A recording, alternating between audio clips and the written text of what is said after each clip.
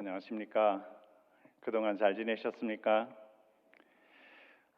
제가 경북 여자상업고등학교에 가서 교목 사역을 하니까 이제 어디 가든지 학교를 홍보하러 다녀야 하는 그런 입장에 서게 되었습니다.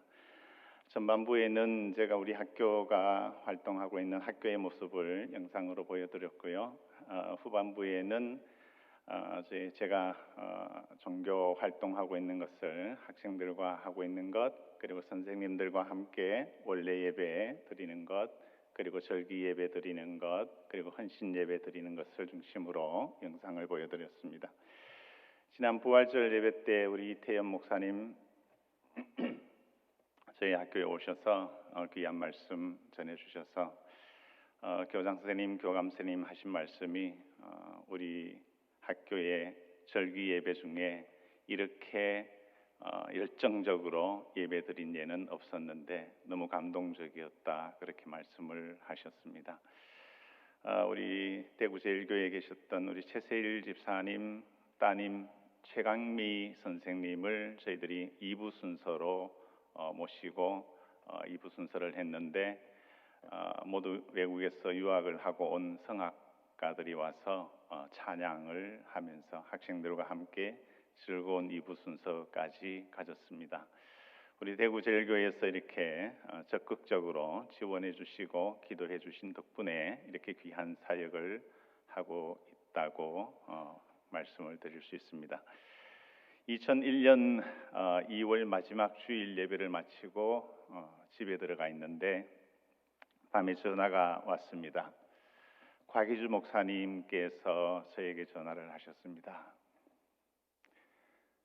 그 목사, 그땐 전도사지요, 권전도사, 협성고등학교 교목으로 갔으면 좋겠다.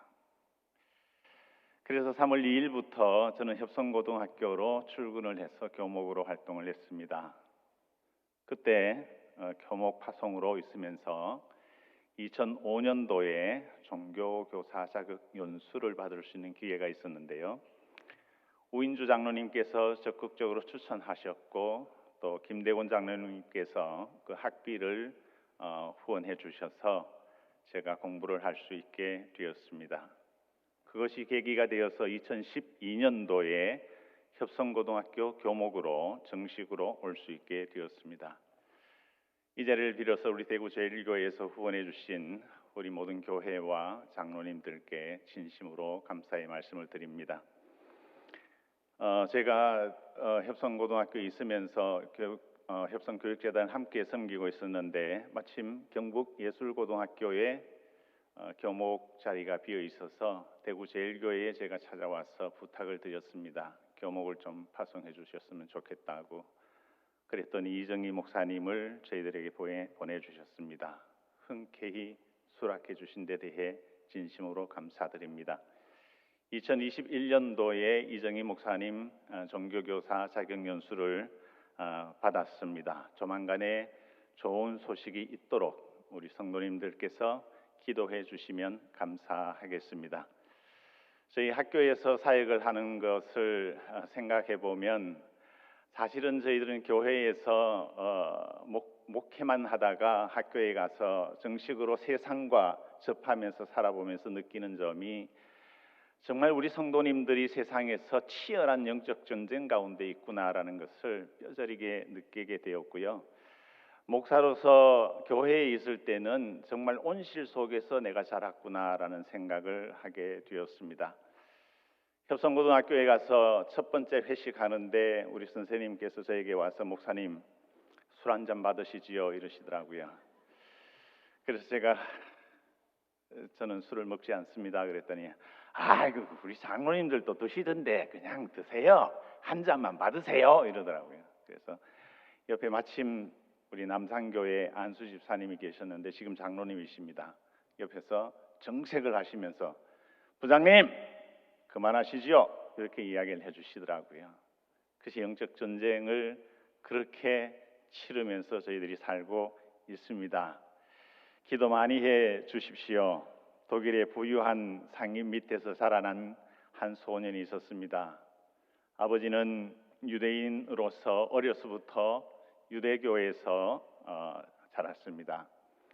그런데 어느 날 갑자기 아버지가 성당에 나가기 시작했습니다. 전통적인 신앙을 고수하는 것보다가 성당에 나가는 것이 사업적으로 이득이 된다고 느꼈기 때문입니다.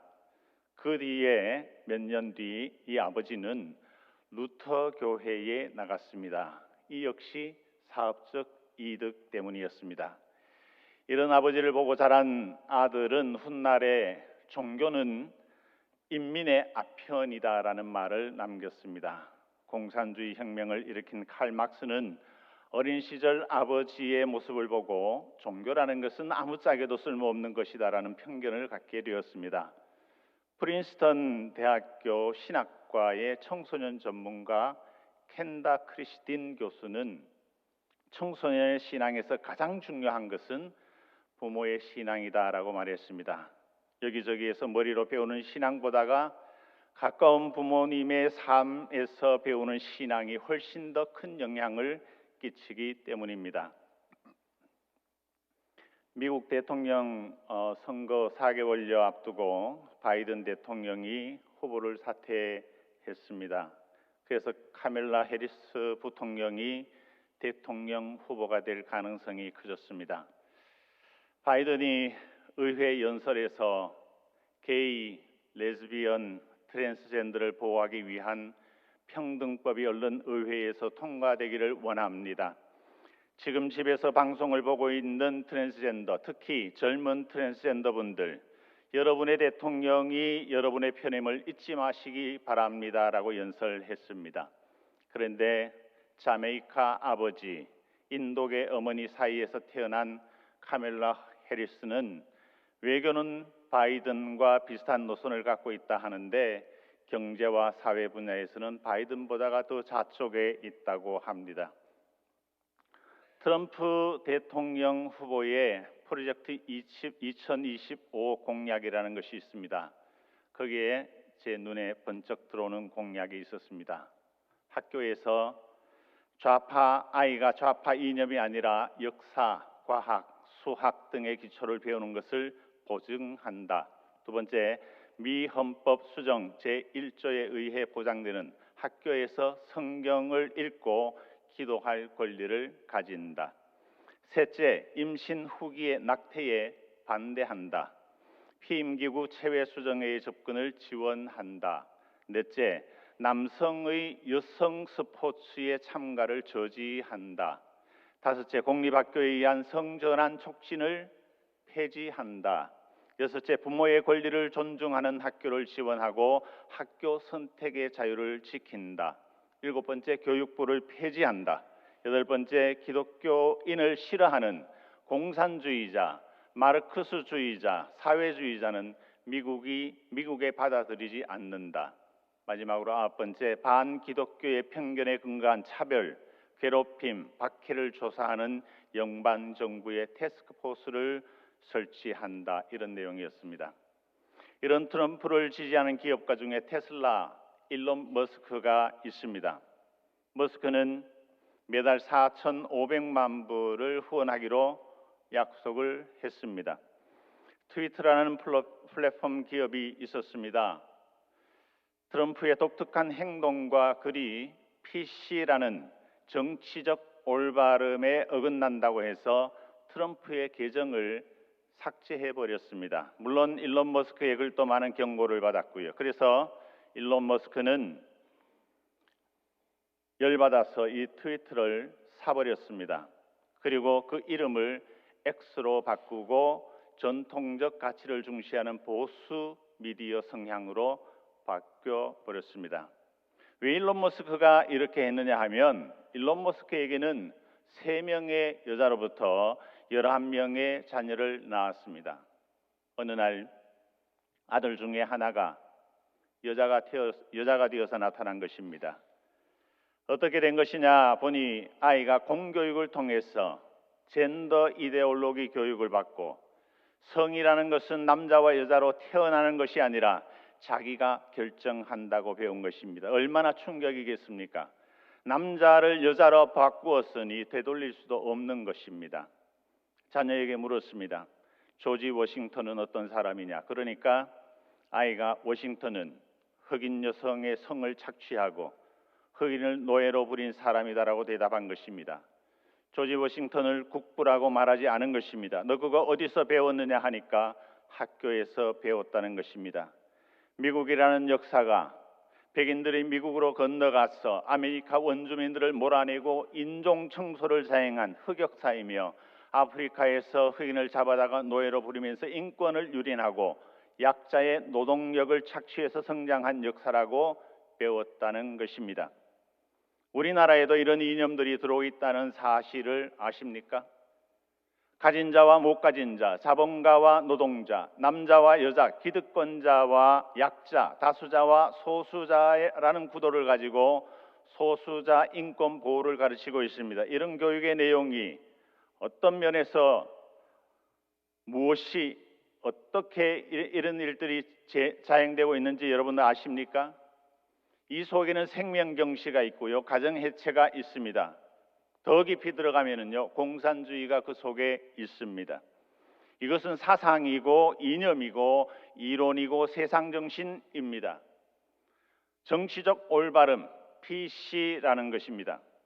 PC라는 이 소수자 인권, 유색인, 여성, 환경, 다문화, 다양성, 평등, 기독교가 아닌 다른 종교 같은 이런 이야기를 묻지도 않고 따지지도 않고 옳은 것이고 그런 이야기를 해야만 하는 지적인 사람이라고 생각하고 학식 있는 사람이라고 인식한다는 것입니다.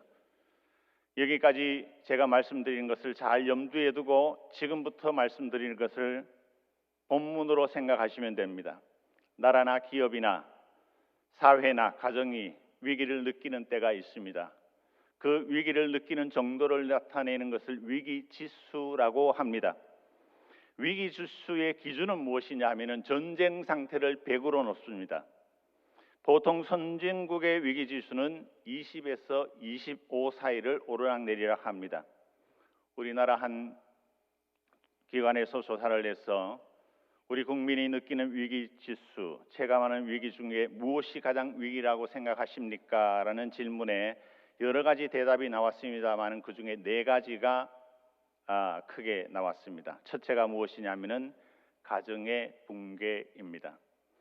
두 번째가 이익 집단 간의 충돌입니다. 여야 간의 충돌하고 노동자와 사용자가 충돌하고 지역 간의 충돌하고 세대 간의 충돌하는 것이 두 번째입니다.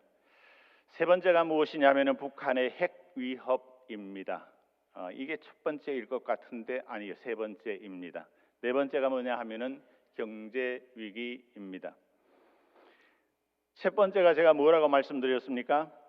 가정이 흔들리는 것, 한국 가정이 해체되는 것, 그래서 젊은이들이 결혼을 기피하고 자녀를 적게 낳고 이혼이 증가하고 자녀들이 탈선하는 등 가정이 해체되고 있다는 것입니다. 우리나라 합계 출산율이 떨어져서 작년에 합계 출산율이 0.72명이라고 하고 작년 4분기 합계 출산율이 0.65명이라고 합니다. 그래서 가정의 위기라는 것이 온 국민이 느끼는 가장 심각한 문제 중에 하나입니다. 가정이 안정되고 가정이 포근하고 가정에서 안식을 누릴 수 있어야 하는데 각자 바쁘고 각자 산만하고 해서 가정이 흔들려 버리는 것입니다. 금년 들어서 청소년들이 극단적 선택을 하는 학생들이 많다고 하는데요. 극단적 선택을 하는 학생들 중에 가장 많이 하는 지역이 어딘지 아십니까? 바로 이곳입니다. 예전엔 청소년이 극단적 선택을 하면은 텔레비전에 크게 나왔잖아요. 그런데 그렇지 않습니다. 지금은. 왜 그러냐 하면은 대부분 가정 문제로 인한 생기는 것이기 때문입니다. 문제 아이 뒤에 문제 부모가 있다는 말이 있습니다. 김양재 목사님이 쓰신 책에 보면은 문제 아는 없고 문제 부모만 있습니다라는 그런 책 제목이 있습니다. 그래서 가정 문제가 가장 심각하다라는 것입니다. 제가 오늘 책을 하나 갖고 왔는데요. 버지니아 사티어라는 미국의 권위 있는 가족학의 권위자인 여성 교수가 쓴 책입니다. 아름다운 가족이라는 책입니다. 이 책 원 제목이 뭐냐 하면은 The New People Making입니다. 사람 만들기입니다. 버지니아 사티어 교수가 서론에서 이렇게 썼습니다. 자동차는 자동차 공장에서 만들고 TV는 TV 만드는 공장에서 만든다. 그러면 사람은 어디서 만드느냐? 가정이라는 것입니다. 그런데 자동차 공장에서 불량품이 나오면 자동차가 길거리에 다니게 되는데 불량품 자동차가 다닌다는 겁니다. 텔레비전 공장에서 불량품이 나오면 불량 텔레비전이 가정에 배달됩니다. 마찬가지로 사람 만드는 가정에서 불량품이 나오면 불량 자식, 불량 남편, 불량 아내가 나오게 되고 그러면 가정이 어떻게 되느냐고 이야기하는 것입니다. 그러면 사회는 또 어떻게 되겠느냐는 것입니다. 이처럼 가정이 중요합니다. 버지니아 사티어 교수가 이 책에서 무엇을 썼느냐 하면은 가정에는 많은 문제가 있는데 그 많은 문제를 줄이면 네 가지로 요약할 수 있다. 그래서 이 네 가지를 이야기하고 있습니다. 첫째가 뭐냐 하면은 가족 한 사람 한 사람의 가치, 자기 가치, 자아 존중감, 이것이 첫째라는 것입니다. 자존감이 낮은 아이는 밖에서도 자존감이 낮아집니다. 집에서 존중받지 못한 남편은 직장에서도 존중받지 못하게 된다는 것입니다. 두 번째는 뭐냐 하면은 가족들 간의 의사소통입니다. 부부 간의 의사소통, 부모 자식 간의 의사소통입니다. 우리 전통 문화에서 의사소통이 상당히 약하잖아요. 제가 옛날에 우리 아이를 키울 때에 제가 방에서 책을 보고 있는데 아이 2명과 집사람하고 거실에서 이야기를 하고 있더라고요. 그래서 제가 나도 저기 가서 좀 끼어야지 하고 들어갔어요. 거실로 갔더니 두 아이들이 자기 방으로 싹 가버리더라고요. 야, 아빠 왔는데 왜 가? 나와. 이랬더니 할 이야기 없대요. 들어가야 된대요. 대화가 잘 안 되더라고요. 그만큼 힘들다는 것입니다. 옛날부터 우리나라 사람들은요, 대화하면은 이야기하다가 싸우게 되는 경우가 많습니다. 그래서 우리나라의 이혼이 가장 많은 달이 언젠지 압니까? 추석 다음 달이고요. 설 다음 달이 이혼이 가장 많다는 통계가 있습니다. 세 번째는 가족들 개인들이 지켜야 할 규칙들, 룰스입니다. 남편은 남편으로서의 지켜야 할 룰이 있습니다. 예를 들면 외도는 절대로 하지 않는다 이런 거예요. 여자는 아내는 아내로서의 갖고 있는 규칙이 있습니다. 집의 경제는 내가 책임지고 가계부를 적어가면서 알뜰하게 살겠다는 것. 딸은 밤 9시 이후에는 들어오지 않는다.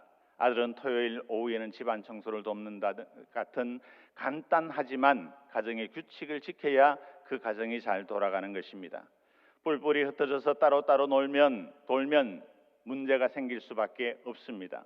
네 번째는 사회와의 연결, 즉 소속감입니다. 자녀들이 그 가정에 소속해 있다는 소속감입니다. 소속감이 안정감을 가져다 주는 것이고 안정감이 신뢰를 주는 것입니다. 가정에 소속감이 있고 신뢰가 있으면 밖에서 스트레스 받더라도 집에 들어와서 치유가 되는 것입니다. 일이 힘들어도 가정에서 힐링이 되는 것이죠. 그런데 가족들이 소속감이 없으면 아이들이 학교 마치고 집에 들어오지 않고 놀이터에서 빙빙 돈다든지 PC방에 가서 게임만 한다든지 집에 들어와서도 자기 방에 들어가서 나오지 않습니다. 가족 안에서 소속감이 약해지면 그런 문제가 생기는 것입니다. 우리나라 사회에 문제가 되는 것 중에 하나가 은둔형 외톨이라는 것이 있습니다. 이 은둔형 외톨이가 25만 명에 이른다고 합니다. 사람은 성장하면서 그 나이에 따라 감성이 있고 위기가 있습니다. 그것을 잘 극복하도록 가정이 첫째로 도와야 하고 교회가 그 역할을 감당할 수 있어야 합니다. 또 학교가 그 역할을 잘하면 학생들이 좋아하는 학교가 되고 학부모가 믿고 맡길 수 있는 학교가 되는 것입니다. 교회가 부모가 못하는 역할을, 지역 사회가 못하는 역할을 교회가 대신하면 그 교회는 건강한 교회가 되는 것입니다. 앞에서 말씀드렸던 것을 거꾸로 하면 문제 있는 가정에서 나타나는 네 가지 요인의 양상은 앞에 말씀드렸던 것과 거꾸로 하면 됩니다. 대부분 자기가치, 즉 자존감이 낮습니다. 두 번째, 의사소통이 간접적이고 모호하며 정직하지 않습니다. 규칙들은 비인간적이고 비타협적이고 완고합니다. 네 번째, 사회와의 연결은 빈약하고 회의적이며 책임 전가적이라고 말하고 있습니다. 이런 가정에서는 올바른 사람으로 성장하기 어렵다는 것입니다. 가정이 중요합니다. 좋은 가정에서 좋은 자녀가 나오고 좋은 남편이 나오고 좋은 아내가 나오는 것입니다. 아내는 남편을 존중하고 존경하고, 남편은 아내를 사랑하며, 자녀는 부모를 공경하고 부모는 자녀를 노엽게 하지 말아야 합니다. 이것이 성경이 가르쳐주는 가정의 모습입니다. 요즘은 집에서도 그렇고 학교에서도 그렇고 자녀를 훈계하기가 참 어렵습니다. 학교에서 훈육과 아동학대의 경계가 없습니다. 아동이 기분 나쁘면 학대입니다. 사실 혹은 진실보다가 느낌이 더 중요한 시대가 되었습니다. 학대라고 느끼면 학대가 되는 것입니다. 그래서 학교에서 선생님들이 학생들 교육하기가 정말 어렵습니다. 학생들 교육하기보다가 학생들 관리하는 데에 더 신경 씁니다. 선생님들이 적극적인 교육보다가 방어적 관리에 더 신경 쓰는 것 같습니다. 심지어 학부모까지 관리해야 하는 상황입니다. 제가 학교 다닐 때 한 반에 60명씩 있었습니다. 콩나물 교실이라고 했지요. 2001년 협성고등학교 교목으로 처음 파송되었을 때에 한 반에 45명씩 15반, 16반씩 있었습니다. 전교생이 2100명 넘었습니다. 지금은 한 반에 20명씩 8반입니다. 전교생 규모가 600명이 되지 않습니다. 그런데 교육부 예산은 예나 지금이나 국가 세수의 20점 몇 % 이상 고정되어 있습니다. 우리나라 경제 규모가 커졌으니까 얼마나 많은 예산을 쓰겠습니까? 고등학교까지 등록금 무료, 급식비 무료, 보충 수업비 무료, 교복 무상 지급. 정말 우리나라 교육 끝내주는 나라입니다. 올해 우리나라 교육부 예산이 95조 8천억입니다. 제가 지금 말씀드리는 통계는 2019년 통계입니다. 우리나라가 공교육에 사용하는 비용을 보면 초등학교 학생 1인당 연간 1,890만 원 썼습니다. 중등학생 1인당 2,500만 원 가까이 사용했습니다. OECD 국가 중에 2위에 해당하는 액수입니다. 이 예산을 가지고 무신론, 진화론, 유물론, 과격 페미니즘, 문화상대주의, 과학상대주의, 투쟁철학, 환경종말론, 물질주의, 반기독교적 이념을 가르치고 있습니다. 다양성, 포용성, 평등 이론으로 좌파 사상을 가르치고 있습니다. 좌파 이념으로 LGBTQ를 가르치기 위한 치열한 싸움이 현장에서 지금 일어나고 있습니다. 소위 PC 교육입니다. 이것은 국가가 세금을 투입하는 돈입니다. 각 가정에서 개별적으로 들어가는 사교육은 어떻습니까? 작년 3월 KBS 뉴스에서 우리나라 사교육비가 26조 원으로 역대 최대이며 학생 1인당 월 41만 원을 지출한다고 뉴스에 보도되었습니다. 교회는 자녀 1명 신앙교육하는데 얼마의 예산을 투입하고 있습니까? 혹시 학생 수 감소로 인해서 예산을 삭감하고 있지는 않습니까? 창조론, 인간론, 심판론, 기독론, 구원론, 절대 진리가 있다고 믿는 신앙교육을 하는데 얼마의 예산을 사용하고 있습니까? 집에서 부모님이 자녀를 신앙으로 키우기 위해서 얼마나 애를 쓰고 있습니까? 시간으로 한번 말씀드려 볼까요? 현재 고등학교 학생들 정규 수업 시간이 주당 35시간입니다. 보충 수업까지 하면 43시간입니다. 또 학생들은 학교 마치고 학원 가서 매일 2시간씩 수업을 합니다. 교회 학교에서는 아이들이 조금만 길게 붙잡아두면 일찍 마쳐달라고 하거나 교회에 아이를 보내지 않습니다. 그것도 일주일에 1시간 예배하는 것이 고작인데도 말입니다. 혹시 여기에 학부모님 계시면은 학원에 가서 혹은 학교의 선생님에게 제발 우리 아이 공부 그만 시켜달라고 부탁한 적이 있습니까? 교육이 얼마나 중요한지 제가 오늘 예를 들어서 말씀을 드리겠습니다. 성경에 있는 예를 들어서 말씀드리겠습니다. 예수님께서 제자들과 함께 예루살렘에 입성하실 때에 제자들이 예루살렘의 성전을 보고 감탄했습니다. 그 성전을 헤롯 성전이라고 합니다.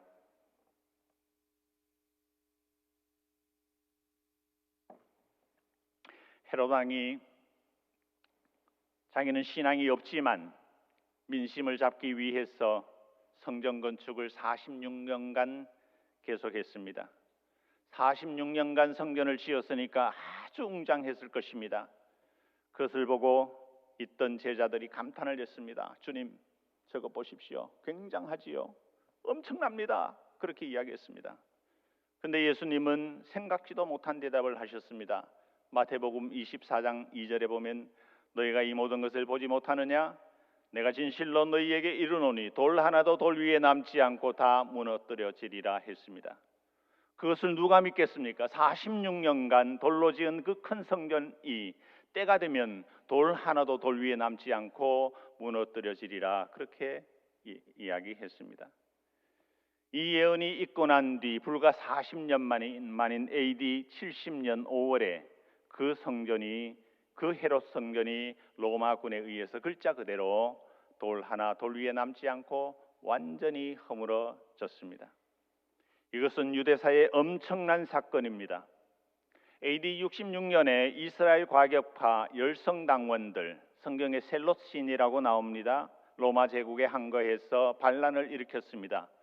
예루살렘에 주둔하고 있던 로마 군인들을 습격해서 전멸시켜 버렸습니다. 그리고 독립을 선언했습니다. 로마 제국이 가만히 있겠습니까? 베스파시안이라는 아주 유명한 장군을 진압사령관으로 해서 토벌 때가 왔습니다. 그리고 4년간 예루살렘을 포위해서 온갖 고생을 다했습니다. 그 조그마한 나라의 예루살렘 성 하나 함락시키기 위해서 대제국 로마군이 4년간 그 태양빛에서 얼마나 고생하며 있었는지 이를 뽀득뽀득 갈고 있었습니다. 저 예루살렘 함락만 해봐라. 돌 하나 돌 위에 남기지 않고 숨 쉬는 것은 모두 없애버렸겠다라고 아주 도끼를 품고 있었습니다. 그런데 예루살렘 성 안에 아주 유능한 랍비 한 사람이 있었습니다. 이름이 요하난 벤 자카이라는 사람입니다.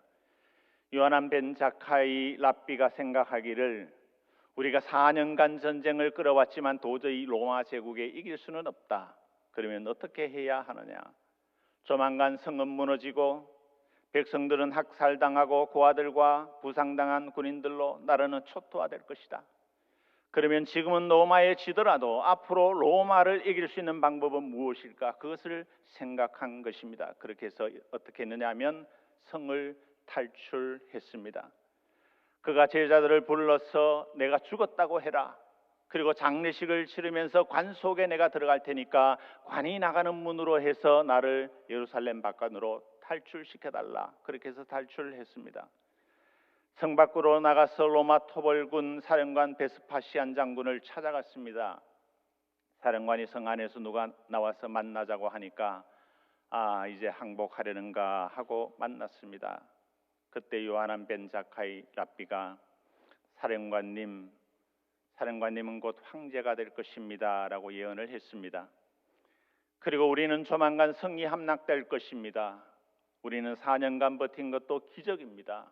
얼마 못 가서 당신들의 군인들이 우리 성을 함락시키고 불지르고 죽이고 하겠지요.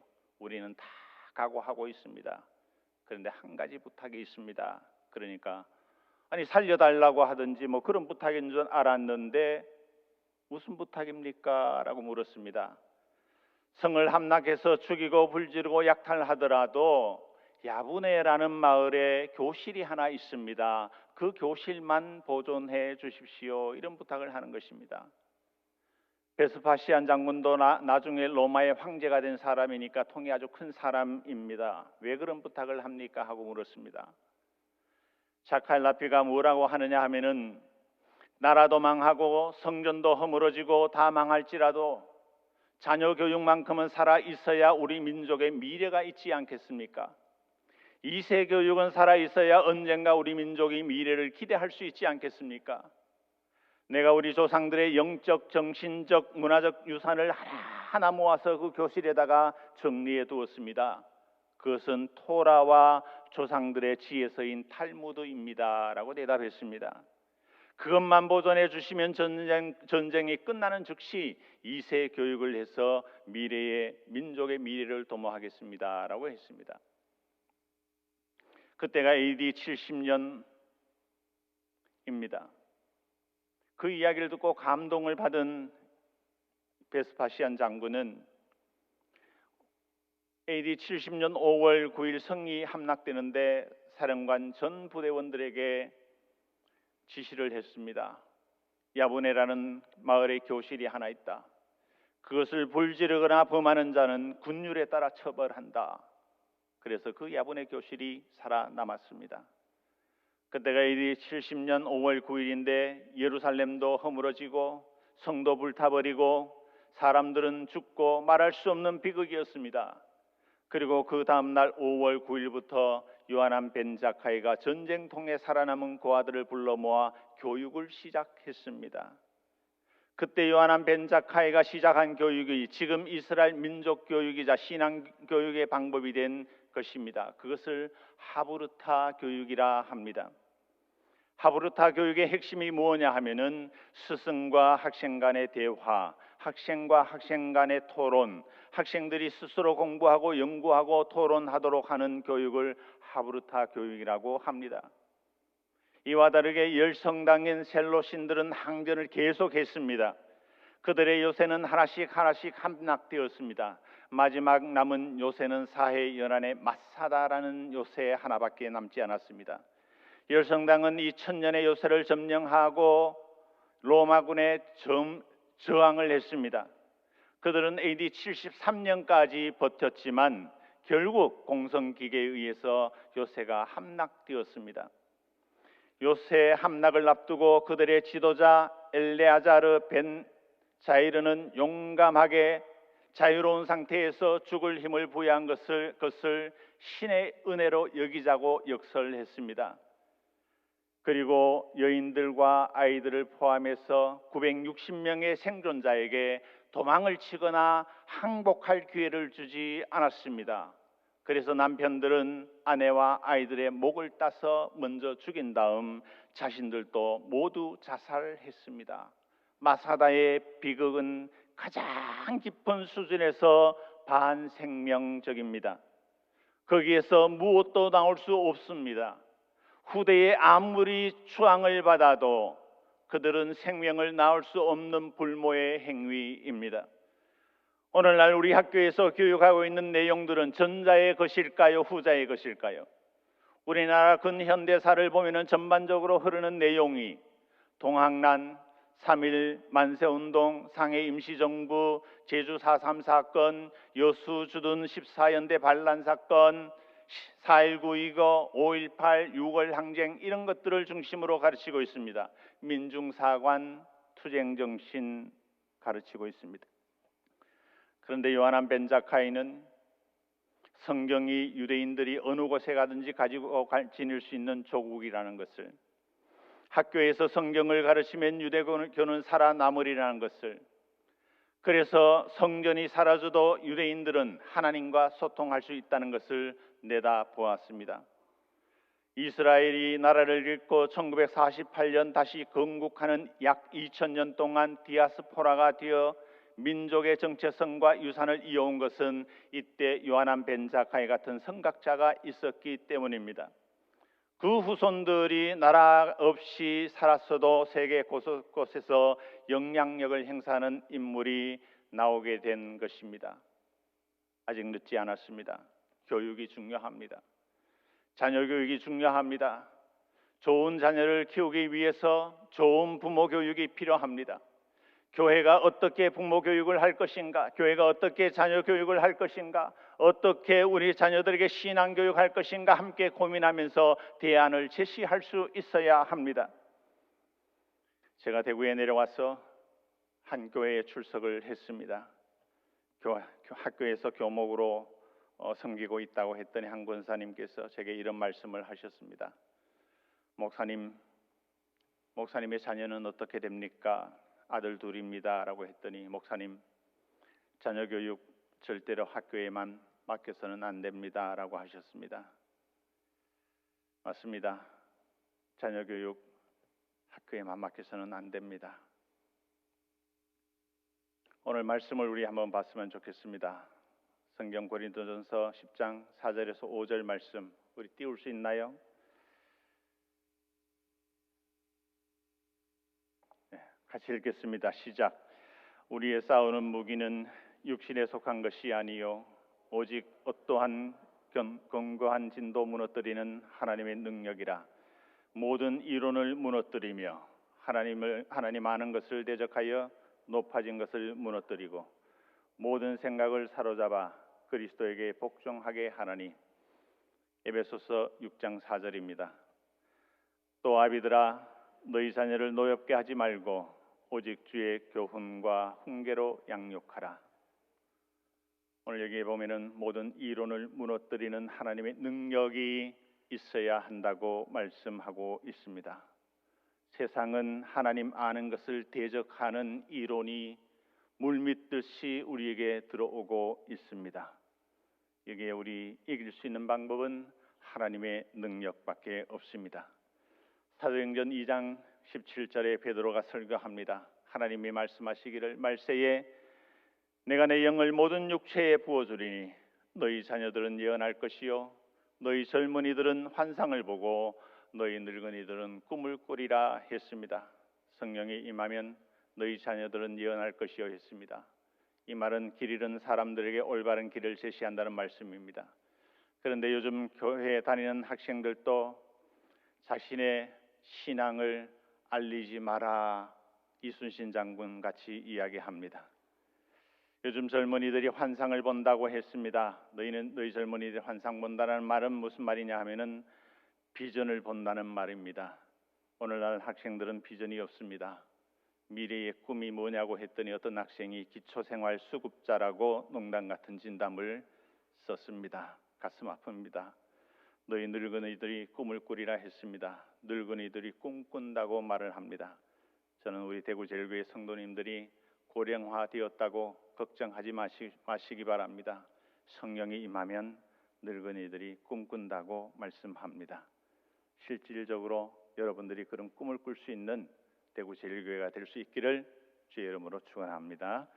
하나님 아버지 감사합니다. 이 시간에 우리가 함께 하나님의 귀한 말씀을 생각했습니다. 세상에 엄청난 영적 전쟁, 사상 전쟁, 이념 전쟁, 가치관 전쟁이 일어나고 있는 가운데 있습니다.